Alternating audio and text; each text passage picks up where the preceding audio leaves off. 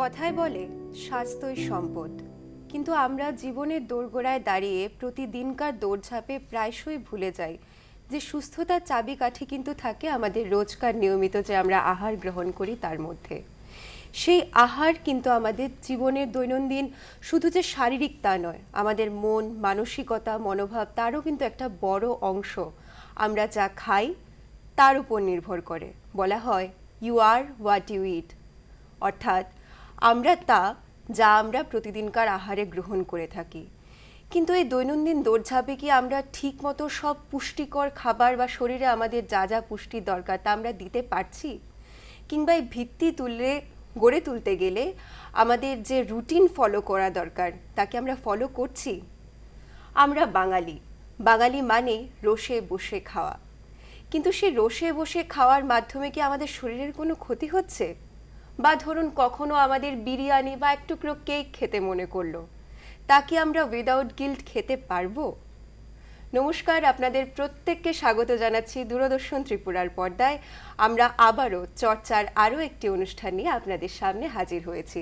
আমাদের আজকে স্টুডিওতে রয়েছেন ডায়েটিশিয়ান জয়শ্রী রয়, তিনি গোমতী ডিস্ট্রিক্ট হসপিটালে রয়েছেন। প্রথমে নমস্কার, স্বাগত আপনাকে। ম্যাডাম, প্রথমে যে প্রশ্নটা আপনার কাছে রাখবো, সুস্থ খাদ্যাভ্যাস বলতে ঠিক কী বোঝায়? ক্যালোরি মেনটেন করা নাকি এর বাইরেও কিছু রয়েছে? এর বাইরেও কিছু রয়েছে, ঠিক আছে। হেলদি ডায়েট, আপনি যে কোশ্চেনটা বললেন এটার আরেকটা অর্থ হলো হেলদি ডায়েট কাকে বলে। তো আমরা দৈনন্দিন জীবনে মানে একদিনে যে খাবারগুলো খাচ্ছি, আমরা কি পুরোটা খাবার খাচ্ছি, মানে সব নিউট্রিটিভ ভ্যালুগুলো থেকে মানে আমরা পাচ্ছি ডায়েট, ঠিক আছে।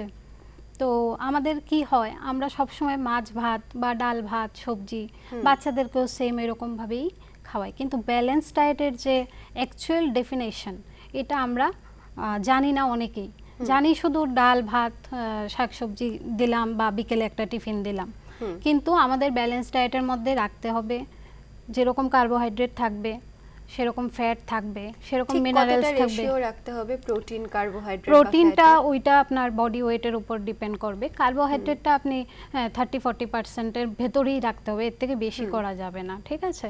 তো আমরা যেরকম একটা বাচ্চার বা একটা নর্মাল মানুষের কতটা হাইট ওয়েট ওইটা অনুযায়ী আমরা ডায়েটটা নির্ধারণ করি, বিএমআই এর উপর আমরা ডায়েটটা নির্ধারণ করি। তো সেই হিসেবে আমরা ব্যালেন্স ডায়েটের মধ্যে কি কি রাখছি, ফ্যাট, তারপর যেটা বললাম কার্বোহাইড্রেট, প্রোটিন, মিনারেলস, ওয়াটার, হ্যাঁ সবকিছু, ভিটামিন সবকিছু আছে কিনা। তো আমাদের সব ধরনের খাবারের গ্রুপ থেকেই খাবার নিতে লাগবে। যেরকম আমাদের ফ্রুটসও খেতে হবে ভিটামিনের জন্য, নাটস সিড যেগুলো গুড ফ্যাট, ব্যাড ফ্যাটগুলো বর্জন করে আমরা গুড ফ্যাটগুলো নিতে পারি, যেরকম আমি বললাম বাদাম, তারপর কুমড়োর বিচি, চিয়া সিড, এগুলো আমরা রাখতে পারি ডায়েটের মধ্যে।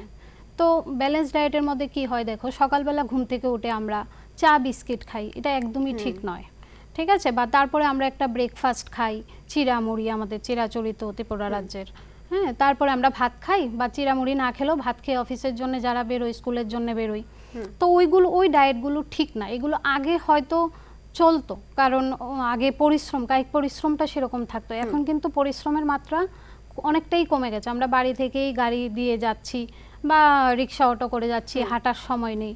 তো সেই ক্ষেত্রে আমাদের ডায়েট যেটা সকাল থেকে রাত পর্যন্ত আমাদের একটা মানে নিয়ম করে একটা ডায়েট চার্ট মেইনটেইন করতে হবে। আপনি কি রাফলি একটা বলতে পারেন যে সকাল থেকে ব্রেকফাস্ট কি দিয়ে শুরু করা উচিত? হ্যাঁ, ব্রেকফাস্ট যেরকম আপনি ঘুম থেকে ওঠার পর কিছুক্ষণ পর আপনি একটু উষ্ণ গরম জল খেতে পারেন, খেতেই লাগবে, খেতে পারেন না, ওটা খেতেই লাগবে। কি উপকারিতা আছে উষ্ণ গরম জল খেলে? কি হবে, আপনার শরীরটা হাইড্রেট হলো, কারণ অনেকটা টাইম আপনি রাত্রে খাওয়ার পর অনেকটা টাইম আপনার গ্যাপ থাকছে, তো আপনি ওইটা খেলেন। যাদের গ্যাস অ্যাসিডিটির প্রবলেম রয়েছে ওইটা থেকেও অনেকটা রিলিফ পাওয়া যায়। তো আপনি সকালে উষ্ণ গরম জল 1 গ্লাস বা 2 গ্লাস খেলেন, তার কিছুক্ষণ পর আধা ঘন্টা পর আপনি চা খেতে পারেন। চা বলতে কিন্তু ওই দুধ চা ওই রকম না, ওইটা আপনি একটু গ্রিন টি হালকা বা আদা দিয়ে লিকার চা, বিস্কিট না খেয়ে আপনি খালি হাফ কাপ চাই খেলেন, বা তখন আপনি এক মুঠো মুড়ি বা চিড়া, মানে ময়দার বিস্কিটটা না খেয়ে যদি আপনি আটার কিছু একটা নিচ্ছেন তাহলে ঠিক আছে, বা কিছু আলমন্ড সিডস তখনও আপনি নিতে পারেন। তারপরে যেটা আমরা মেইনলি চলে যাব ব্রেকফাস্টে, মানে ব্রেকফাস্টটা একদম স্কিপ করা যাবে না। কি হয় নরমালি আমরা ব্রেকফাস্টের কোনো আইডিয়া নেই, কারণ আমরা ব্রেকফাস্ট একদম করি না, ওই সকালে চা খেলে না খেলে খাই, ভাত খেয়ে নিচ্ছি, যেটা একদমই ঠিক নয়। কারণ প্রথমেই যদি আপনি কার্বোহাইড্রেটটা ইনটেক করছেন, আমরা ওবেসিটি, ডায়াবেটিস, হ্যাঁ অনেক ধরনের রোগের দিকে আমরা ঝুঁকিপূর্ণ দিন দিন মানে ধীরে ধীরে যদি আমরা ব্রেকফাস্ট স্কিপ করি, আমাদের বিভিন্ন ধরনের মাল্টিপল ডিজিজ আমাদের বডিতে আসতে পারে। তো সেই ক্ষেত্রে কি হয়, হেলদি ব্রেকফাস্ট আপনাকে নিতে হবে। সেই ব্রেকফাস্টের মধ্যে আপনার কি হতে পারে, রুটি, সবজি, সাথে আপনি একটা ডিম সেদ্ধ হোয়াইট পোর্শন রাখতে পারেন। যারা একটু এজেড তারা কুসুমটা বাদ দিয়ে সাদা জায়গাটা রাখলেন, বাচ্চারা পুরোটাই খেতে পারো, কোনো প্রবলেম নেই। তো এরকম থাকলো ব্রেকফাস্টে রুটি, সবজি, কোনোদিন ওটস, কোনোদিন ডালিয়ার খিচুড়ি, সেটাতে আপনি 1 চামচ ঘিও অ্যাড করতে পারেন বা বাটারও অ্যাড করতে পারেন, কিন্তু রেগুলার বেসিস নয়। মানে বাজে অয়েল ইউজ করার থেকে আপনি ঘি বা বাটার কিছুটা অংশে খেতে পারেন। তো আপনি ডালিয়ার খিচুড়ি থাকতে পারে, ওটস থাকতে পারে। যারা আবার একটু মানে ওবেসিটিতে ভুগছে তাদের ক্ষেত্রে আবার ডায়েটটা একটু, ব্রেকফাস্টটা একটু অন্যরকম হবে। তো আমি ইন জেনারেল বলছি। আচ্ছা, তো ব্রেকফাস্ট করতে লাগবে, ঠিক আছে। ব্রেকফাস্ট করার পর মিড মর্নিং, যেটা আমরা 11টা, 11:30 যারা স্কুলে গেল, স্কুলের পড়ুয়া বাচ্চারা দুপুরে যদি একটু ফ্রুটস, বা আমরা যারা অফিসের যাত্রী রয়েছে, অফিসে গিয়ে আমরা তখন একটু রিল্যাক্স হয়ে 11:30, 12টার দিকে আমরা একটু ফ্রুটস খেতে পারি, ঠিক আছে। বা ওই সকালে যদি আমরা সিডস নাটসগুলো না নিয়ে থাকি, তো সেই ক্ষেত্রে আমরা 11টা, 11:30টার দিকেও ওইটা নিতে পারি। বাড়িতে থাকলে আমরা একটু ডাবের জল খেতে পারি, দইয়ের শরবত খেতে পারি, লেবুর শরবত খেতে পারি, ঠিক আছে। তো দুপুরবেলা হয়ে গেল, তারপর আমরা চলে যাব শরবতের ব্যাপারটা। আপনি যখন বললেন চিনি আমাদেরকে বলা হয় এখন চিনি না খাওয়ার জন্য, ইন্টারনেটে এটা ভীষণ ভাইরাল, তাহলে শরবত বানাতে গেলে চিনি সাবস্টিটিউট কি হতে পারে? চিনি একদমই তো আপনি কাট করতে পারবেন না, লিটল বিট খেতে পারেন, ঠিক আছে, অল্প মাত্রায় নিতে পারেন। তারপরেও আপনি চিনির পরিবর্তে আপনি জাজিরি মানে গুড়টা ইউজ করতে পারেন, ঠিক আছে, অল্প মাত্রায়। যদিও টেস্ট আসবে না, যত টেস্টলেস খাবার হবে ওইটা আমাদের শরীরের জন্য উপকারিতা আছে, মানে ভালো। আর যত আপনি টেস্টফুল খাবার বানাতে যাবেন মানে যাচ্ছেন, সেই ক্ষেত্রেই আপনার ওইটাতে কিছু না কিছু প্রবলেম আগামীতে আপনার বডিতে ক্রিয়েট হবে। মানে সুস্বাদু তেলে মশলায় যদি আমরা খাই, আমাদের তো ভালোই লাগবে, তেলে ঝালে যেটা আমাদের সাময়িক ভালো লাগবে, কিন্তু ইন ফিউচারের এটার একটা এফেক্ট থাকবে। তো আপনি দুপুরবেলা এরকম হাইড্রেট থাকলো, আপনার কিছুটা ফ্লুইডও খাওয়া হলো, তারপর আপনি লাঞ্চে চলে যান। লাঞ্চে আপনি যেটা করবেন যে আমাদের যদি একটা প্লেটের হাফটা অংশ সবুজ শাকসবজিতে থাকবে, ঠিক আছে। কারণ আমাদের কি হয়, আমরা কিন্তু শাকসবজি একদমই খাই না। মাছ ভাত খাচ্ছি, সেদ্ধ ভাত খাচ্ছি, আলু ভাজা খাচ্ছি, বেগুন ভাজা খাচ্ছি, বাচ্চারা একটু ভাজা পছন্দ করে আমরা দিচ্ছি, কিন্তু ভেজিটেবলস বাচ্চারা কিন্তু একদমই খাচ্ছে না। যেই কারণে বাচ্চাদের এখন ম্যাক্সিমাম বাচ্চারা চোখে দেখতে পাচ্ছে না, হ্যাঁ, তো ভীষণ প্রবলেম হচ্ছে। তারপরে চিবিয়ে খায় না, হ্যাঁ, আমরা মিক্সার গ্রাইন্ডার বা খুব নরম করে, যাতে করে ওদের যে দিকের গাম বা ব্রেন ডেভেলপমেন্টের অনেক কিছু প্রবলেম হয়, ডক্টররা বলে। অনেক বাচ্চাদের প্রবণতা থাকে মোবাইল না দেখলে খাওয়া হয় না, মোবাইল না দেখলে। এটা আমি একটু পরে আসছি, হ্যাঁ এটা একটু পরে আসছি, লাঞ্চটা শেষ করে নিই। তো লাঞ্চের যেরকম আপনার থাকলো হাফ প্লেট গ্রিন ভেজিটেবলস, তার হাফ পোর্শনের হাফটা থাকবে প্রোটিন, ফ্যাট, হ্যাঁ, যেটা আমরা রাখি, বা কার্বোহাইড্রেট, হ্যাঁ, যেটা ভাত বা রুটি আমরা লাঞ্চে যদি নিয়ে যেয়ে থাকি তো ওরকম থাকবে, কিন্তু শাকসবজিটা ম্যান্ডেটারি, ঠিক আছে। প্রোটিন তুমি ফিশ রাখতে পারো, চিকেন রাখতে পারো, পনির, সয়াবিন, রাজমা, কাবলি, জানি যা ইচ্ছে তুমি রাখতে পারো, কিন্তু শাকসবজিটা ম্যান্ডেটারি। তো বাড়িতে থাকলে আমরা একটু টক দই খেতে পারি, ঠিক আছে, যেটা স্কিন বা চুল বা ভিটামিন মিনারেলস বা, হ্যাঁ, প্রতিদিন তো আর বাড়িতে থাকি না, যারা থাকে তারা খেতে পারে প্রতিদিন, কোনো প্রবলেম নেই, ক্যালসিয়ামটাও মোটামুটি ভালো এসে যাচ্ছে ওটা থেকে, ঠিক আছে। তো এরকম ভাবে দুপুরের বা স্যালাড থাকলো, বা আমরা লাঞ্চের আগে যেরকম বললাম যে ফ্রুটস খাওয়ার জন্য 11টা, 11:30, ওই সময় আমরা একটু স্যালাড, মানে লাঞ্চের আগে যদি একটু স্যালাডটা খাই, তাহলে আমাদের খিদেটা একটু কমে আসবে, তাহলে আমরা লাঞ্চটা একটু কম করব। কম খেলে কি হয়, আমরা অনেক ধরনের ডিজিজ থেকে আমরা বেঁচে যাই। হ্যাঁ, আমরা যেরকম আগে জানতাম যে পেট ভরে খেতে হবে, পেট ভরে খেতে হবে, কিন্তু এখনকার দিনে আর এরকম ব্যাপার নেই। পেট ভরে না খেয়ে যদি আমরা অল্প একটু কম খাই, বরঞ্চ আমরা একটু বেশি দিন বাঁচবো, ঠিক আছে। এটা অনেক বড় একটা কথা, একটু কম খেলে ভালো, কারণ পেট ভরে খাবো সেটা থেকেই যে আমাদের বেলি ফ্যাট বলুন, ওবেসিটি বলুন, কারণ আমরা তো সেই খেয়ে ঘুমিয়ে যাব যারা বাড়িতে থাকি, অথবা আমরা অফিসে যারা থাকি বসে কাজ করছি, তো আমাদের ফিজিক্যাল অ্যাক্টিভিটিটা কোথায়, আমরা যে ক্যালোরিটা খাচ্ছি ওটা আমরা কোথায় বার্ন করছি। তো বার্নের তো একটা জায়গা লাগবে, কারণ আমরা তো বাড়িতে গিয়ে আবার এক্সারসাইজ করব না, তার জন্য একটু কম খেলে, অনেক ওটার সায়েন্টিফিক রিজন রয়েছে কম খাওয়ার, তো কম খেলে একটু ভালো। ঠিক আছে, তারপর আমরা ইভিনিং স্ন্যাক্সে কিছু বাদাম রাখতে পারি, হ্যাঁ, চা থাকলে গ্রিন টি, বা চিড়ে ভাজা বা ঘরে বানানো কিছু আমরা খেলাম। কিন্তু বাচ্চাদের ক্ষেত্রে কি হয়, আমরা ম্যাগি দিচ্ছি, বাজার থেকে ব্রেড কিনে নিয়ে আসছি, মানে ময়দার জিনিস দিচ্ছি, কিন্তু চেষ্টা করতে হবে ময়দার জিনিসটা অ্যাভয়েড করার। ঘরে আপনি বাদাম দিয়ে খেজুর দিয়ে কিছু মানে লাড্ডু বানিয়ে দিন, যেটাই হোক, সুজি বানিয়ে দিন, চিনি একটা না করে আপনি একটু খেজুর, ওইটার মধ্যে একটু কাজু বাদাম কিশমিশ অ্যাড করতে পারছেন। ঠিক আছে, বা আটা রুটি দুধ দিয়ে খাওয়ান। ঠিক আছে, রাত্রে আবার ভাত খেলো বাচ্চারা। আর যারা 30 এভাব রয়েছেন তাদের ক্ষেত্রে রুটি সবজি, মানে ওইটা ভ্যারি করবে আপনার বডি ওয়েট বা আপনার কোনো ডিজিজ আছে কিনা, আপনি ডায়াবেটিক কিনা, আপনার কোলেস্টেরল আছে কিনা, ওইটার উপরে মানে পেশেন্টের উপর ডিপেন্ড করে। তো আমাদেরকে এটা লক্ষ্য রাখতে হবে যে সারাদিনের যে ব্যালেন্স ডায়েটটা এরকমভাবেই আমাদের প্লেটটাকে তৈরি করতে হবে। মানে আমরা ওই লাঞ্চ খেলাম, কিন্তু আমরা ডিনারে আবার বিরিয়ানি নিয়ে এসে খেয়ে গেলাম, আবার লাঞ্চ স্ন্যাক্সে আমরা অফিস থেকে ফেরার পথে বা বাচ্চাদেরকে এখন টিউশন থেকে যখন নিয়ে যাওয়ায় রাস্তায় অনেক খাবারের দোকান হয়েছে, তো দেখা যাচ্ছে যে এগ রোল খাওয়াচ্ছে মা বাবারা দাঁড় করিয়ে, মানে খাইয়ে টিচারের বাড়ি। তো এইগুলোর মানে প্রথম কিছু হবে না, পরে মানে কিছুদিন পর দেখা যাবে যে এগুলো থেকে ওবেসিটি হচ্ছে বাচ্চাদের, ওজন বেড়ে যাচ্ছে। আমার কাছে পেশেন্ট আসছে, ওজন বেড়ে যাচ্ছে বাচ্চাদের, অল্প বয়সী, দেখে 5-7 বছর, কিন্তু ওর অনেক ওজন বেশি, 10 কেজি 12 কেজি 15 কেজি 20 কেজি ওজন বেশি। তো সেই ক্ষেত্রে কি হবে, একটা বড় মানুষকে যদি আমরা বুঝাই যে আপনি এরকম ভাবে চলবেন, ওই রকম ভাবে চলবেন, তাহলে হয়তো ওরা ওই ডায়েটটা মেনটেন করে। কিন্তু বাচ্চাদের ক্ষেত্রে কিন্তু ওইটা অনেক প্রবলেমেটিক। তাহলে আমরা ছোট থেকে কিভাবে একটা খাদ্যাভ্যাস করে ছোট থেকে এইটাই, এই যে ব্যালেন্স ডায়েটটা আমি বললাম, যে সকাল থেকে রাত পর্যন্ত একটা নিয়মের মধ্যে এই ধরনের খাবারগুলো থাকতে হবে। কিন্তু বাচ্চাদের তো, যেহেতু ওরা বাচ্চা, তাহলে ওদেরকে কিভাবে বোঝানো যে কেকটা তোমার জন্য ভালো না বা ম্যাগিটা তোমার জন্য ভালো না, বুঝাতে লাগবে, ঘরেরটাই খেতে হবে। এটা মাদেরকেই বোঝাতে লাগবে। আর ঘরের মধ্যে কেক বানাও বা ঘরের মধ্যে তুমি হেলদি খাবার দিয়ে, মানে কিছু শাক সবজি হোক, যেরকম বললাম বাদাম দিয়ে মিষ্টি ঘরের মধ্যে করে দিতে হবে, বাচ্চারা তো খেতেই চাইবে। আর আরেকটা জিনিস হলো যেটা, যে একবারই তো আমরা মানে পুরোপুরি সবকিছু অ্যাভয়েড করতে পারবো না, যেমন বাচ্চা যেমন বড়, ঠিক না, কিছুটা তো আমরা খাবোই।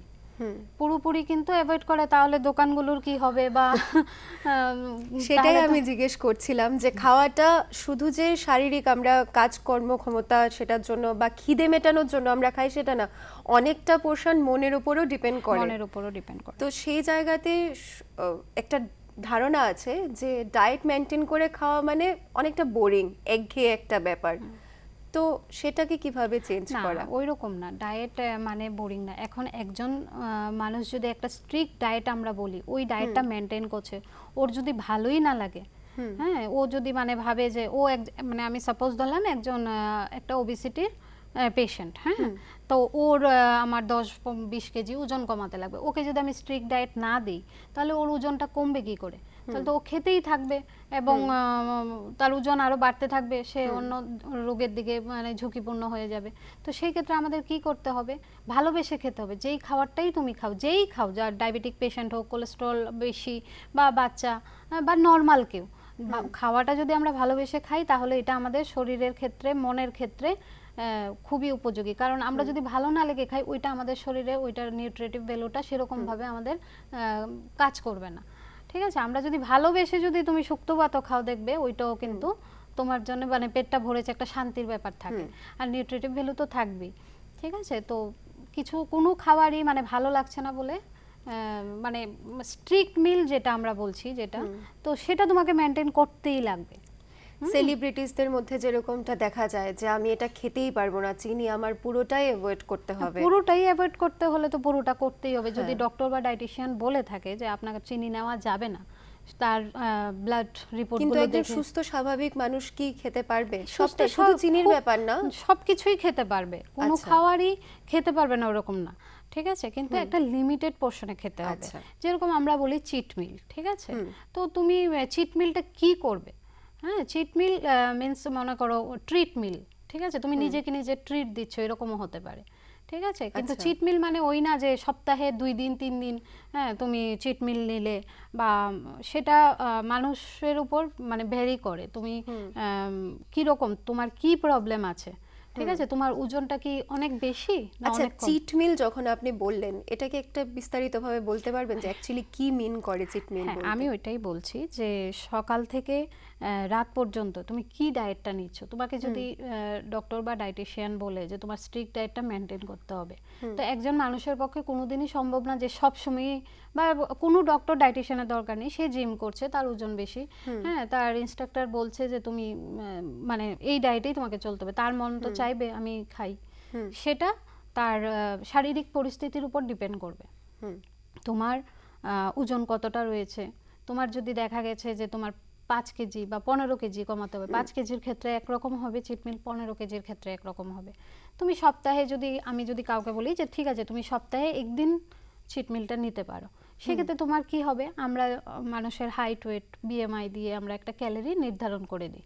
সাপোজ তুমি 1600 ক্যালোরি খেতে পারবে, ঠিক আছে, তো তুমি 1600 ক্যালোরি খেলে তোমাকে সারাদিনের মধ্যে কি কি খেতে পারছো ওইটা একটা থাকবে আমাদের সকাল থেকে রাত পর্যন্ত। এখন দেখা গেল তুমি বাইরে খেতে গেছো, হ্যাঁ যেদিন তুমি চিট মিল নিচ্ছ, তো দেখা গেল তুমি এত কষ্ট করে লাস্ট 3 মান্থ বা 2 মান্থ ধরে একটা ডায়েট মেনটেন করছো, এক্সারসাইজ করছো, ওয়ার্কআউট করছো, হাঁটছো, অনেকটা কমেছে। এবার তুমি 1-2 দিনে এরকম হলো তুমি আনলিমিটেড খেয়ে নিলে, সেটা হবে না, সেটাকে তোমার ওই ক্যালোরিটাকে অ্যাডজাস্ট করতে হবে। তুমি বিরিয়ানি খাচ্ছ, খাও, তাহলে তোমাকে লাঞ্চটা স্কিপ করতে হবে। ওই দিনটা তুমি একটু স্যালাড, হ্যাঁ জুস, মানে জুস মিন্স ওই রকম না যে খুব ভালোভাবে বানিয়ে, হ্যাঁ জাস্ট নর্মাল ফ্রুটস, হ্যাঁ ফ্রুট স্যালাড বা ওই মালতা মোসাম্বির ওই রকম তুমি খেলে জুস বানিয়ে, তো ঘরের খাবার খেলে একটা মিল তুমি স্কিপ করলে, বা 2টো মিল তুমি স্কিপ করে তুমি রাত্রে গিয়ে কেকও খেলে, অল্প কেক খেলে, মানে তোমার যদি বিরিয়ানি বা বার্গার বা যেটাই খেতে ইচ্ছে হলো খুব লিমিটেড পোর্শনে তুমি একটা খেলে, এবং পরের দিন থেকে তুমি আবার সেম ওয়ার্কআউট করছো, তাহলে ঠিক আছে। কিন্তু দেখা গেল এই জিনিসটা যে তুমি আজকেও খেলে কালকেও খেলে মাসে প্রত্যেক দিন যাচ্ছ, সেটা হবে না। সেটা তোমাকে ব্যালেন্স করতে হবে, তোমার যে ক্যালোরিটা তুমি খাচ্ছ ওই ক্যালোরিটার সাথে তোমাকে ব্যালেন্স করে নিয়ে খেতে হবে, তাহলে কোনো প্রবলেম নেই। আবার অনেক ক্ষেত্রে দেখা যায় যে আমরা ওজন কমাচ্ছি, একটা জায়গায় গিয়ে কি হয় অনেকের আর ওজন কমছে না, সেই ক্ষেত্রে আমরা বলি যে তুমি এবার একটু বাইরের খাবার খাও বা কিছু একটা মানে অন্যরকম, কারণ একই ধরনের অনেক মানুষ আছে দেখবে যে তুমি যেটা বলেছো সেটা মন দিয়ে শুনছে, সবাই যে মানে খুব স্ট্রিক্ট, মানে স্ট্রিক্ট, অনেকে নিজে থেকেও স্ট্রিক্টলি মেনটেন করতে চায়, ডায়াবেটিক বলো, ওবেসিটি বলো, হ্যাঁ যেটা পিসিওডি বলো, নিজে থেকেই মেনটেন করতে চায়, তাদের ক্ষেত্রে কি হয়, তারা আর পারছি না ম্যাডাম, ওজনটা আর এর থেকে কমছে না, তখন আমরা বলি যে ঠিক আছে তো কিছুটা বাইরের খাবার টাবার খেয়ে মেটাবলিজমটা একটু ডিফারেন্ট হবে, তখন আবার তুমি খাওয়া দাওয়া করে আবার তুমি চেষ্টা করো, শুরু করো, তখন দেখা যায় কি আবার কমতে শুরু করছে। ঠিক আছে, তো এরকম ভাবে আমাদের ডায়েটগুলো নিতে লাগবে আর কি, বুঝে বুঝে খেতে লাগবে, এবং অবশ্যই একজনের এক্সপার্ট মানে ডক্টর ডায়েটিশিয়ান মানে এক্সপার্টের ওপিনিয়ন নিয়ে চললে কি হবে, তুমি বুঝতে পারবে কোনটা নেওয়া দরকার কোনটা নেওয়া দরকার না খাওয়ার।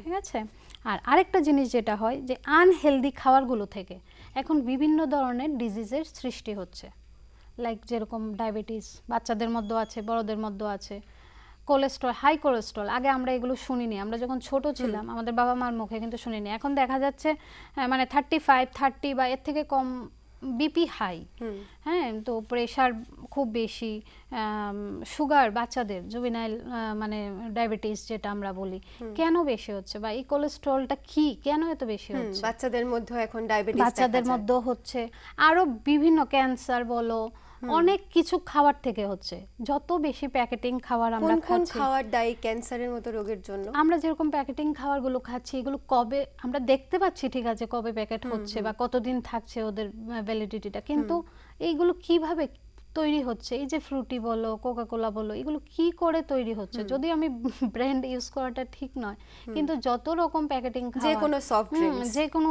ড্রিঙ্কস বলো, যে কোনো কিছু খাবার, এখন দেখা যায় চাকরি করছে যারা, আমাদের ত্রিপুরাতেও এখন এরকম এসে গেছে, হাজব্যান্ড ওয়াইফ ছোট ফ্যামিলি জব করছে, কিছু প্যাকেটিং চিকেন আমরা অলরেডি বানানো আছে, মাইক্রো ওভেনে দিচ্ছি, ওইটা হয়ে যাচ্ছে, আমরা এসে খেয়ে নিচ্ছি। কিন্তু এটা মানে এটাতে কি আছে, খেতে তো টেস্ট লাগছে, কিন্তু এটার পরিণতি কি, এটা থেকে যে কিছু হতে পারে আমাদের ডিজিজ, এটা কিন্তু আমরা ভাবছি না, কারণ টাইম শর্ট।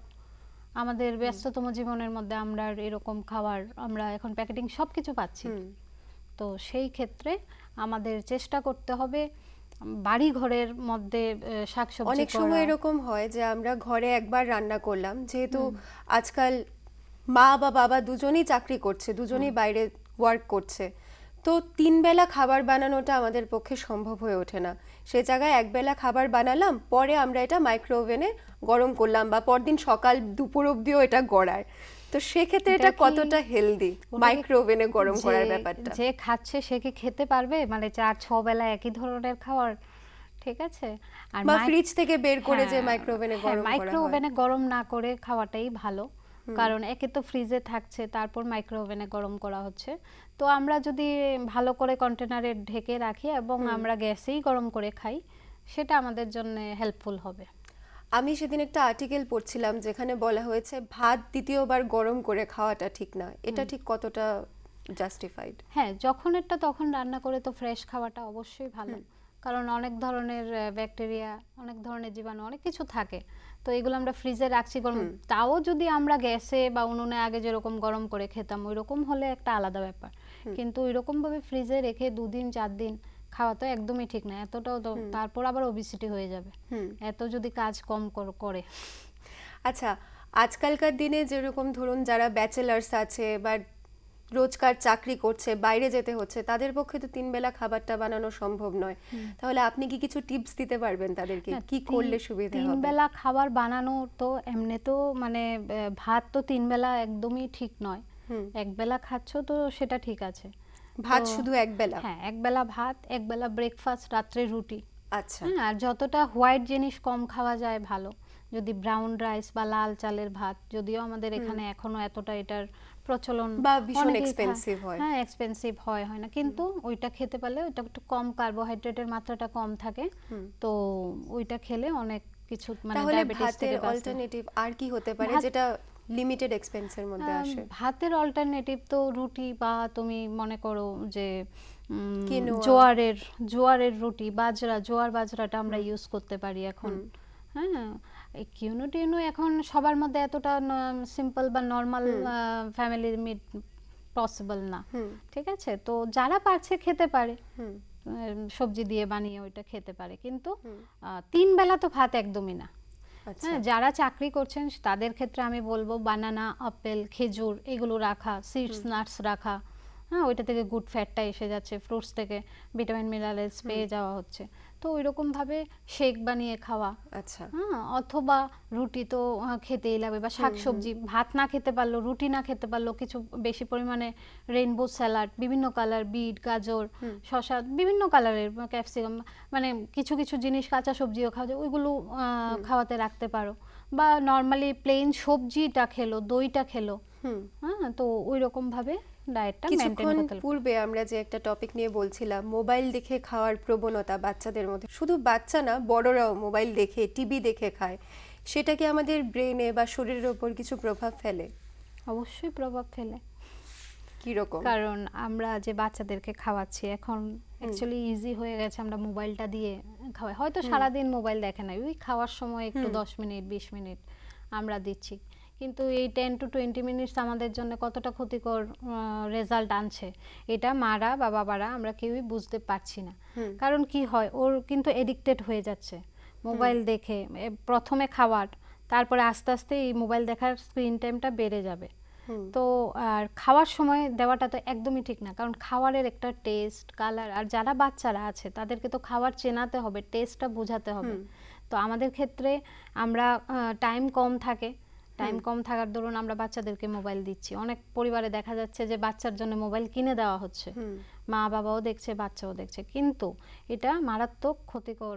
কিন্তু এটার রেজাল্ট অনেক জায়গায় এরকম দেখা যায়, বাচ্চাদের একটা অভ্যেস হয়ে গেছে, এখন ওরা মোবাইল বা টিভি ছাড়া, কার্টুন দেখা ছাড়া খাবেই না। হ্যাঁ, তো সেই ক্ষেত্রে একটা স্ট্রিক্ট হতে হবে, হ্যাঁ, বাচ্চাদেরকে বাইরে বেশি ঘোরাতে নিয়ে যেতে হবে, কারণ টাইম নেই না। তো আমরা যে খাবারটা কি হচ্ছে, আমরা মোবাইল দেখিয়ে খাওয়াচ্ছি, তাতে করে ওর কিন্তু হজমও হচ্ছে না, ও কি খাচ্ছে সেটাও বুঝতে পারছে না। যতটা ওর শরীরে খাবারটা লাগতো, মানে নিউট্রিটিভ ভ্যালুটা যতটা ওর শরীরে এফেক্ট করতো, ওই রকমভাবে ওর ব্রেন খুব মানে চঞ্চল হয়ে আছে। ও খেয়ে নিচ্ছে, মা যেটা দিচ্ছে ওটা খেয়ে নিচ্ছে, হয়তো ও মানে খুব নরম ছাড়া খাচ্ছে না। ওকে কখন তুমি পারবে, যখন বাচ্চা কথা শুনছে, গল্প শুনছে, কথা বলে বলে তুমি খাওয়ালে, তাও তুমি আস্তে আস্তে শক্ত ভাত খাওয়ানো স্টার্ট করতে পারলে। কিন্তু দেখা যাচ্ছে ও মোবাইল দেখে, ও শুধু মোবাইল দেখছে, ও নরম খাবার দিচ্ছে, গিলে নিচ্ছে। তো তাতে করে কি হচ্ছে, বাচ্চারা তো খাবারের সাথে ইন্ট্রোডাকশনই হচ্ছে না, ওরা বুঝতেই পারছে না ভাত খাচ্ছে না মানে তোমার স্ন্যাক্স খাচ্ছে না সুজি খাচ্ছে। তো বাচ্চাদেরকে কিন্তু খাবারের সাথে পরিচয় করাতে হবে, এবং শুধু খাওয়া না, সবকিছুর সাথে বাচ্চাদেরকে বিকেলে খেলতে নিয়ে যাওয়া, তাহলে ওর ব্রেইনটা ডেভেলপমেন্ট হবে না। কারণ মোবাইল দেখে দেখে কি হচ্ছে, আমাদের ফিজিক্যাল ডেভেলপমেন্ট, মেন্টাল ডেভেলপমেন্ট, আমাদের কোনো কিছুই হচ্ছে না। বাচ্চাদের যেই বয়সে যেটা ক্যাচ করা দরকার, মনে করো পড়াশোনা, দেখা যাচ্ছে ও এতটাই মোবাইল দেখছে, বাড়িতে পড়ছে ঠিক আছে, টিউশনে গিয়ে পড়ছে ঠিক আছে, কিন্তু 8-10টা বাচ্চার সাথে যদি তুমি ওকে ছেড়ে দিচ্ছ, ও কিন্তু যে নর্মাল বাচ্চাগুলো যারা মোবাইল দেখছে, ও কিন্তু পারবে না কম্পিটিশন করতে, ও কথা বলতে পারবে না ঠিক করে। ওর মনে হবে আমি একা থাকবো, আমি একা ঘরে বসে মোবাইল দেখবো, মানে আমি এফোর্ট দিতে চাইবে না, ইন্ট্রোভার্ট হয়ে যাবে। ওরা কিন্তু চাইবে যে না, আমি আমার মতো ঘরে থাকবো, গ্যাজেটগুলো নিয়ে থাকবো, আমার দরকার নেই। তো ইন ফিউচারে কি হবে, কি তৈরি হচ্ছে তাহলে? তো মা বাবাদেরকে কষ্ট করতে হবে, বাচ্চাদেরকে বাইরে খেলাধুলা করাতে হবে, নিজেদের টাইম দিতে হবে, এবং খাওয়ার সময় বড়দেরও বাচ্চাদেরও মোবাইল দেখাটা চলবে না। অনেকের ফ্যামিলিতে আছে যে টিভি দেখে খায়, সবাই মিলে বসে টিভি দেখে, সেটা ঠিক আছে, সেটা অনেক দিন ধরে চলছে, সেই ক্ষেত্রে তুমি কিছুটা দেখতে পারো। কিন্তু অ্যাডিকশনের মতো যদি হয়ে যায় না, আমার রোজই টিভি দেখে খেতে হবে, টিভি ছাড়া হচ্ছে না, মা সাইডে কি বলছে বাচ্চা কিছু শুনতেই পাচ্ছে না, বা দেখা যাচ্ছে মাই সারাদিন কাজ করছে, অন্যরা শুধু গ্যাজেট নিয়ে বসে আছে, ওই রকম যাতে না হয়। হ্যাঁ, কারণ সব কিছুই শিখতে লাগবে, বাচ্চাদেরকে স্পেশালি শেখাতে লাগবে ইন ফিউচারের জন্য, না হলে ওরা বাইরে গিয়ে কিছু করতে পারবে না, আর ব্রেন ডেভেলপমেন্ট হবে না, পড়াশোনায় ডাল থাকবে। তো সেই ক্ষেত্রে ইন্ট্রোডাকশন করাতেই হবে, শুধুমাত্র খাবার না, আগেও বললাম সব কিছুর সাথে। তো এফোর্ট দিতে হবে বাচ্চাদেরকে, শর্টকাট কিছু চলবে না। আচ্ছা, এখনকার যুগে না, আগে থেকেও আমরা দেখে আসছি যে একটি রোগ মেয়েদের মধ্যে খুব বেশি দেখা যায়, পিসিওডি বা পিসিওএস। এই পিসিওডি বা পিসিওএস এর সময় যারা এটা নিয়ে ভুগছেন, ওদের জন্য কি ডায়েট হতে পারে, বা পিসিওডি কি কোনোভাবে খাদ্যাভ্যাস পরিবর্তন করে প্রিভেন্ট করা যেতে পারে? করা যেতে পারে। কিছুটা ক্ষেত্রে দেখা গেছে যে এই প্রবলেমগুলোর সাথে সাথে কিন্তু ওজন বেশি থাকে। মেয়েদের ওজনটা যখন বেড়ে যায়, তখন আস্তে আস্তে এই প্রবলেমগুলোর সম্মুখীন হতে থাকে। ফার্স্টেই ডক্টরদের থাকে ডায়েটিশিয়ান কনসালটেশন, 10 to 20 কেজি লস করতে হবে। হ্যাঁ, তো তোমাকে একটা ডায়েট এবং লাইফস্টাইল মডিফিকেশন করে চলতে লাগবে, কারণ দীর্ঘদিন তুমি একই ডায়েটে, হয়তো স্কুলে কলেজে খুব পড়াশোনা করতে হয়েছে, বসে পড়াশোনা, এক্সারসাইজ করার টাইম পাওয়া যায়নি, ওজন বেড়েছে, পিরিয়ডসের প্রবলেম হয়েছে, কিন্তু তখন ডাক্তার দেখানো, ফাইনাল এক্সাম, কলেজের এক্সাম, পারা যায় না। তো পরবর্তী সময়ে দেখা যায় কি এইগুলো মানে বিশাল একটা আকার, প্রেগন্যান্সি আসতে প্রবলেম হচ্ছে বা পিরিয়ডস হচ্ছে না। তো সেই ক্ষেত্রে ডক্টররা বলে ওজন কমাতে। তো ওজনটা তুমি কিভাবে কমাবে? ওজন তো কমানো তো খুব মুখের কথা না, বললাম আর কমে যাবে ওরকম না। 3 কেজি 4 কেজি এক মাসে কমাতে গেলে অনেকটা স্ট্রিক্ট ডায়েট মেনটেন করতে লাগে। যেরকম ফিজিক্যাল অ্যাক্টিভিটি, মানে তোমাকে 40 to 50 মিনিটস মিনিমাম দিনে, এক বেলা পারলে 2 বেলা, হ্যাঁ, তোমাকে হাঁটতে লাগবে, যাতে তোমার শরীর দিয়ে ঘাম বেরোয়, বা তুমি যেই ক্যালোরিটাই নিচ্ছো ওইটাকে তোমার বার্ন করতে লাগবে।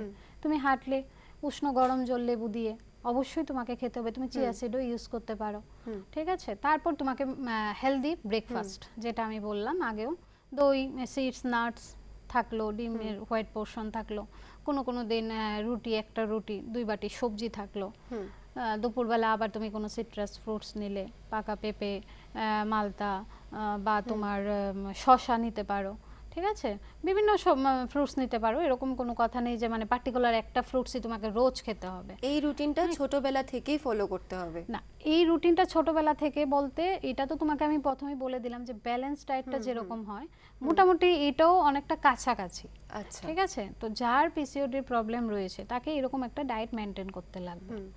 হ্যাঁ, তো দুপুরবেলা যেরকম বিভিন্ন কালারের ফ্রুটস, কিন্তু ম্যাঙ্গো, বানানা, কাঁঠাল এইগুলো যাতে না নেওয়া হয়, ঠিক আছে? এগুলো থেকে ওয়েটটা গেইন হতে পারে। তো তুমি ফ্রুটস নিলে, নাটস নিলে, সাইট্রাস, হ্যাঁ, তারপর তুমি লাঞ্চ করলে, লাঞ্চে কার্বোহাইড্রেটের মাত্রাটা কম, একটা রুটি বা 1 কাপের থেকেও কম একটু ভাত থাকলো, শাকসবজিটা বেশি থাকলো, ফিশ থাকতে পারে। ফিশ থাকলেও তোমার চেষ্টা করতে হবে যে মাছের পেটি, লেজা, মাথা, ডিম, তেল, এইগুলো যে পার্টগুলো থাকে, বা কাতলা মাছের পেটি মেয়ে ভালোবাসে বেশি দিচ্ছে, বা ইলিশ মাছ, মানে ওই তৈলাক্ত মাছগুলো বা চিংড়ি মাছ ওইগুলো না নিয়ে 500-600 গ্রামের যে কাতলা বা রুই মাছগুলো, ওইগুলো থেকে 50 গ্রাম গাদার দিকটা, মানে অয়েল পার্টটা ছাড়া তুমি হালকা সবজি দিয়ে রান্না করে ঝোল, ওইরকম তুমি শাকসবজিটা বেশি খেলে, বিকেলে আবার তুমি স্ন্যাক্স নিলে, কিন্তু ডিনারে তুমি অবশ্যই মানে রুটি নিতে হবে তোমাকে। এবং ফিজিক্যাল এক্সারসাইজ করতে হবে, সোজা কথা, মানে যত তুমি এক্সারসাইজ করবে তোমার ওয়েট লস হবে। খাবার দিয়ে তো তুমি, আচ্ছা নিজেও এখন সবাই জানে নর্মালি আমি চিকেন ফিশ খাবো না, শাকসবজি খাবো, ফ্রুটস খাবো, এটা দিয়ে আমার ওজন কমবে, কিন্তু অনেকেই দেখা যাচ্ছে দিনের পর দিন এই ডায়েট মেনটেন করছে, খাচ্ছে কম, কিন্তু ওয়েট লস হচ্ছে না। কেন? দুটোই পাশাপাশি তোমাকে দুটোই রাখতে হবে, ডায়েটও মেনটেন করতে হবে আর ফিজিক্যাল অ্যাক্টিভিটিও রাখতে হবে। আর ফিজিক্যাল অ্যাক্টিভিটিটা যদি তুমি প্রথম থেকেই করো, যার কোনো রোগ নেই, যদি তুমি হাঁটছো এবং নর্মাল একটা ডায়েট নিচ্ছ, তাহলে তুমি অনেক ধরনের রোগ থেকে বেঁচে যেতে পারো। লাইফস্টাইল ডিজিজ যেগুলো আমাদের রয়েছে ওইগুলো থেকে আমরা কিন্তু যদি একটা হেলদি ডায়েট নিই, বা আমরা পাশাপাশি আমরা একটা ফিজিক্যাল এক্সারসাইজ 40-50 মিনিটস রাখি, তাহলে আমাদের বিভিন্ন ধরনের ডিজিজ থেকে আমরা বেঁচে যাচ্ছি। এখনকার যুগে অনেকটা এই কথাটা প্রচলিত যে গ্লুটেন ফ্রি খাওয়ার খেতে, কিন্তু হুইট বা আটা রুটি সেখানেও তো গ্লুটেন আছে। গ্লুটেন ফ্রি বলা হয় কারণ এটা একটা কম্পোনেন্ট, মানে খাবারের মধ্যে থাকে, এটা অনেকেরই ডাইজেস্ট হয় না। আচ্ছা, ঠিক আছে, যাদের আইবিএস প্রবলেম থাকে স্পেশালি, দেখবেন ইরিটেবল বাউল সিনড্রোম যেটা আমরা বলি, ওদের এই গ্লুটেন ফ্রি খাবার ডক্টররা বা ডায়েটিশিয়ানরা আমরা প্রেসক্রাইব করি। তাহলে ওরা অল্টারনেটিভ ওই অনেক কিছু খাবার বাদ হয়ে যাবে, নর্মাল খাবার যেগুলো ওইগুলোই খেতে লাগবে, রুটি টুটি খেতে পারবে না। আর ময়দাও আমরা বারণ করে দিই। আপনি বলেছেন ভাত শুধু এক বেলা খেতে, তাহলে কি অল্টারনেটিভ? ওই অল্প করে ভাত খেতে হবে, তাহলে ওদের মানে ওই 1 হাতা ভাত আর শাকসবজিটা বাড়িয়ে খেতে হবে। আচ্ছা, ফলমূল শাকসবজিটাই বেশি খেতে হবে। আচ্ছা, রেড মিটের ব্যাপারে যদি আমরা একটু বলি, চিকেনটা অনেক ডক্টরই প্রেসক্রাইব করে, কিন্তু পাঠার মাংস বা রেড মিট খাওয়াটা কতটা স্বাস্থ্যের পক্ষে ক্ষতিকারক? সবার জন্য ক্ষতিকারক নয়, যাদের বিপি হাই রয়েছেন তারা অ্যাভয়েড করতে লাগবে।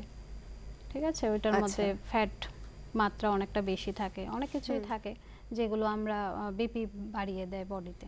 তো সেই ক্ষেত্রে আমাদের রেড মিট অ্যাভয়েড করতে হবে। নর্মাল চিকেন আপনি খান, কোনো অসুবিধা নেই, অয়েল পার্টটা ছাড়া নর্মাল পার্টগুলো, সলিড পার্টগুলো আপনি খেতে পারেন, সেই ক্ষেত্রে আপনার বিপির উপরে কোনো প্রভাব ফেলবে না।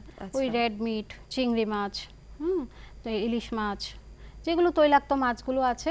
আপনি মাছ নিয়ে বললেন, বলা হয় মাছে ভাতে বাঙালি, বাঙালির ডায়েট ফলো করে কিনা জানি না সবাই, কিন্তু বাঙালি মানে মাছটা থাকবে, সেক্ষেত্রে কি বলবেন? মাছটা থাকতে পারে, কোনো প্রবলেম নেই। আচ্ছা, মাছ তো অবশ্যই থাকতে পারে, কিন্তু ওই রকম মাছ না, দামি মাছ নয়, নর্মাল পুকুরের মাছ বা নর্মাল চারাপোনা, ছোট মাছ, হ্যাঁ, যেগুলো ছোট মাছ আছে ওইগুলো আপনি 60-70 গ্রাম নিতে পারেন, নর্মাল, কোনো অসুবিধে নেই। কিন্তু যদি ওই ধরনের মাছ, বাজারে গেলাম, পুরো মাছটাকে কিনে নিয়ে আসলাম, ওইটা খেতে থাকলাম, কিন্তু ওইটা থেকে আপনার বিপি, কোলেস্ট্রল বাড়ার চান্সেস আছে, এবং হবেই, চান্সেস না, ওটা হবেই। তার জন্য বলা হয় যে ছোট মাছ খাও, কোনো প্রবলেম নেই, হালকা পাতলা তেল ইউজ করো, মানে 20 ml এর মধ্যে অয়েল ইউজ করো, হালকা পাতলা করে রান্না করে খাও, ভাত, শাকসবজি। বাজারে তো অনেক ধরনের তেল পাওয়া যায়, রিফাইন্ড অয়েল পাওয়া যায়, সয়াবিন অয়েল, মাস্টার্ড অয়েল, কোনটা ভালো? আপনি কোনটা প্রেফার করবেন? আমি দুটোই প্রেফার করব। আপনি মাস্টার্ড অয়েলও ইউজ করতে পারেন, হোয়াইট অয়েলও ইউজ করতে পারেন, কোনোটা স্পেসিফিক না। একটা আপনি হোয়াইট অয়েল দিয়ে রান্না করুন, একটা আপনি রেড অয়েল দিয়ে রান্না করুন, কিন্তু যদি সানফ্লাওয়ার বা আপনার অলিভ অয়েল এগুলো ইউজ করা যায়, ওইগুলো যারা হার্ট পেশেন্ট রয়েছে এগুলো খুব কস্টলি, তো এগুলো রান্না ইউজ করা সবার পক্ষে সম্ভব নয়। নর্মাল অয়েল ইউজ করুন, কিন্তু যেই অয়েলটাই ইউজ করছেন একটা লিমিটেড পোর্শনে ইউজ করতে হবে, মানে 20 ml এর বেশি যাতে অয়েল ইউজ না করা হয়। ঠিক ঠিক আছে, যার সুগার, প্রেশার, কোলেস্টেরলের প্রবলেম রয়েছে, ওবেসিটির প্রবলেম রয়েছে, সেই ক্ষেত্রে আপনি সবজিটা হাফ সেদ্ধ করুন বা গরম জলের মধ্যে কিছুক্ষণ ভিজিয়ে রাখুন, তারপরে অল্প আছে আপনি রান্না করুন, সেই ক্ষেত্রে আপনার অয়েল বেশি ইউজ হবে না। ওই আগেই বলেছিলাম যে খুব সুস্বাদু খাবার খাওয়া যাবে না, একটু কম স্বাদে খেলে আপনি বেশি দিন বাঁচতে পারবেন। আচ্ছা, যদি আমরা ত্রিপুরার খাদ্য সংস্কৃতি নিয়ে কথা বলি, যে স্থানীয় খাদ্য সংস্কৃতি আছে, সেটা কতটা পুষ্টিকর? অবশ্যই পুষ্টিকর। আমাদের ত্রিপুরাতে যে খাবারগুলো রয়েছে, যেরকম বাঁশকুড়ুল রয়েছে, যেরকম বিভিন্ন ধরনের শাক রয়েছে, আমাদের এখানে অনেক কিছু উৎপাদন হয়, তো ওই খাবারগুলো তো অবশ্যই খুবই হেলদি খাবার আমাদের এখানে। আয়রন রিচ, যেরকম কলার থোর, মোচা, হ্যাঁ, চুবই যেগুলো রয়েছে, এগুলো মহিলাদের জন্য প্রেগন্যান্সি পিরিয়ডে মহিলাদের জন্য খুব উপযোগী, বাচ্চাদের ক্ষেত্রে সবার জন্যই উপযোগী। মহিলাদের মধ্যে কম্পারেটিভলি বলা হয় যে আয়রন লেভেল বা হিমোগ্লোবিনটা অনেকটা কম থাকে পুরুষদের তুলনায়, সেটা বাড়াতে মহিলাদের এক্সট্রা কি কি খাওয়া দরকার? এক্সট্রা এই খাবারগুলোই খেতে পারেন যাদের হিমোগ্লোবিন কম আছেন, যেরকম কলার থোর, মোচা। ওষুধ খাবার থেকে যদি আমরা প্রথমেই যদি শুধু হিমোগ্লোবিন কমলে কেন, আমরা যদি সপ্তাহে 1 দিন 2 দিন কলার থোর, মোচা রাখি, বাঁশকুড়ুল রাখি, তাহলে কি অসুবিধে? হ্যাঁ, এটা একটু রান্না করতে একটু আমাদের দেরি হয়, তাহলে কিন্তু আমাদের ফার্মেসিতে যেতে হবে না আয়রন ট্যাবলেট, ক্যালসিয়াম ট্যাবলেট আনার জন্য। ওই ট্যাবলেটগুলো আমরা কিনে বাজার থেকে খাচ্ছি, কিন্তু আমরা যদি খাওয়া খাদ্য যদি ঠিক করে করি, হেলদি ডায়েট যদি নেই, রোজ যদি আমরা দুধ, ডিম বা দই, হ্যাঁ, বাদাম, গুড ফ্যাট যেগুলো আমি বললাম, এগুলো যদি ডায়েটের মধ্যে রাখি, তাহলে কিন্তু আমাদের বাজারে যেতে হবে না ওষুধ কেনার জন্য। আমরা আজকের অনুষ্ঠানের একেবারে শেষ লগ্নে চলে এসেছি। আপনার কাছে শেষ প্রশ্ন আমার যেটা থাকবে, আমরা পরিমাণ মতো সবটা মিলিয়ে খাওয়ার খেলাম, আপনি যেভাবে আমাদেরকে এতক্ষণ বললেন, একটা ব্যালেন্স ডায়েট, কিন্তু তার সঙ্গে কি সাপ্লিমেন্টস নেওয়াটা দরকার? সেটা পেশেন্ট বুঝে সে কতটুকু খেতে পারছে, ব্যালেন্স ডায়েটটা কি পুরোটা সে নিতে পারছে, সে কি পেশেন্ট, সে কি নরমাল খাবার নিতে পারছে না, মুখে খেতে পারছে না। যারা ধরুন রেগুলার কাজ করছে, বাইরে যেতে হচ্ছে, সবটা রান্না করে কার্বোহাইড্রেট, প্রোটিন সবটা করে উঠতে পারছে না, তাদের জন্য কি সাপ্লিমেন্ট নেওয়াটা দরকার? না নিলেই ভালো আমি বলবো। আচ্ছা, ঠিক আছে, কারণ কোন সাপ্লিমেন্টে তুমি কি আছে তুমি কি করে বুঝবে? কেউ দেখা গেল কন্টিনিউয়াসলি প্রোটিন পাউডার খাচ্ছে, সে হয়তো বাজার থেকে মাছ মাংস কিনে খেতে পারছে না। স্পেশালি যারা জিমে যাচ্ছে, ওদের মধ্যে এই প্রবণতাটা অনেকটাই বেশি দেখা যাচ্ছে। ওই প্রোটিন পাউডারটা খেয়ে ওর কিডনির প্রবলেম হয়ে গেছে, ঠিক আছে, বা ও যখন জিম করছে তো ততদিন অবধি ঠিক আছে, ও সবসময় তো জিম করতে পারবে, সে তো আজকে জানে না 5 বছর পরে সে জিমটা চালিয়ে যেতে পারবে কিনা, ওর কোনো শারীরিক সমস্যা হবে কিনা, বা ও পারবে কিনা, বা ওর জব প্রোফাইলটা কিরকম থাকবে। তো তখন যদি ওই প্রোটিন সাপ্লিমেন্টটা ছেড়ে দেয়, তাহলে তো ওর ওজন বাড়তে পারে বা কমতে পারে, অনেক কিছুই হতে পারে। তো চেষ্টা করা হোক যে মানে নর্মাল ডায়েট নিয়ে, নরমাল যে খাবারগুলো আছে, নরমাল ফ্যাট, আমরা যে গুড ফ্যাটগুলো আমি বারবার বলছি, seeds, nuts, almond, natural resources নিয়ে তোমরা খাওয়া দাওয়া করো। সাপ্লিমেন্ট ডক্টর রেকমেন্ড ছাড়া বা ডায়েটিশিয়ান রেকমেন্ড ছাড়া নেওয়াটা ঠিক হবে না, কারণ কার কি ব্লাড রিপোর্ট রয়েছে ওইগুলোর উপর অনেক কিছু ডিপেন্ড করে।